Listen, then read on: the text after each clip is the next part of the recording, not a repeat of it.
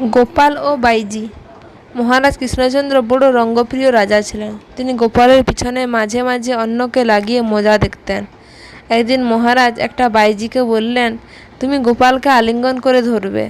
মহারাজের কথায় বাইজি গোপালকে আলিঙ্গন করতেই গোপাল পিছন দিকে মুখ ফিরিয়ে দাঁড়ালো। তখন বাইজি গোপালকে বললে, দেখুন গোপালবাবু, আমি এতদিন জানতাম আপনি রসিক এবং উঁচুদরের নাগর। আজ আমার যে সে ভ্রম ঘুচল, আপনি বড় বেরসিক। গোপাল বাইজিকে উত্তর দিলে, সুন্দরী, তুমি ভুল বুঝেছ, আমি বেরসিক নই, রস আমার দিনমাত্রই গড়িয়ে পড়ছে।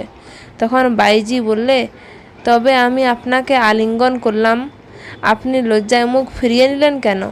গোপাল তার উত্তরে বললে, সুন্দরী, তুমি পিনোন্নত পয়োধরা, তুমি যেমন আমাকে আলিঙ্গন করেছ, আমিও ভয়ে ভয় দেখছিলাম যে আমার বক্ষ ভেদ করে তোমার কুজ্জুক পৃষ্ঠদেশে ফুটে বেরিয়েছে কিনা।